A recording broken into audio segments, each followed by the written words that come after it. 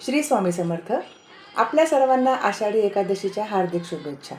आज मी आपल्याला एकादशी व्रताबद्दल थोडी माहिती सांगणार आहे.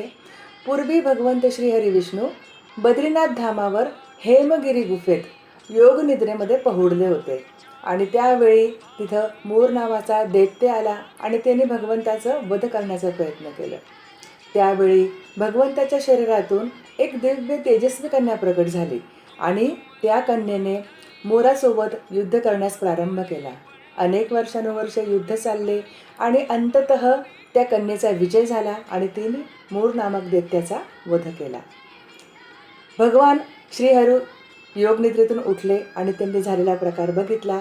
ते अत्यंत प्रसन्न झाले आणि त्यांनी त्या कन्येचं नाव एकादशी असे ठेवले आणि त्या कन्येला आशीर्वाद दिला की आजच्या दिवशी जो कोणी मनुष्य या दिवशी व्रतस्थ राहील, आहार विहार विचार संतुलित ठेवील, भोजन ग्रहण करणार नाही, फक्त फलाहार करेल, त्या मनुष्यावर माझं प्रेम राहील.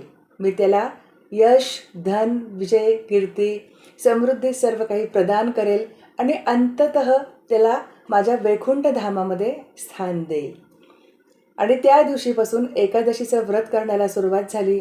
सर्वात प्रथम भगवान श्रीरामाने एकादशीचं व्रत केलं आणि आजपर्यंत हे एकादशीचं व्रत आपण करतो. आषाढी एकादशीपासून चातुर्मासाला प्रारंभ होतो.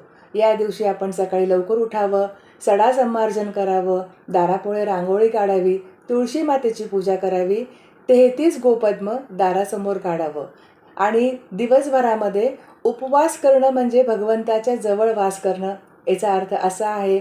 तेव्हा आपण भगवंताचं नामस्मरण केलं पाहिजे, हरिकथा श्रवण आणि कीर्तन केली पाहिजे, श्रीमद भागवताचं संक्षिप्त पारायण आपण करू शकतो, विष्णू सहस्त्रनाम, रामरक्षा हेचं आपण पठण केलं पाहिजे.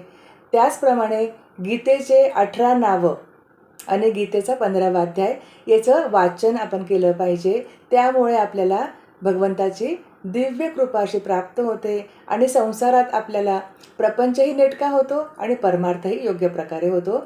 भगवंताच्या जवळ जाण्याचा योग प्राप्त होतो, भगवंताच्या धामामध्ये वास करण्याचा योग प्राप्त होतो. धन्यवाद. श्री स्वामी समर्थ. जय हरी विठ्ठल.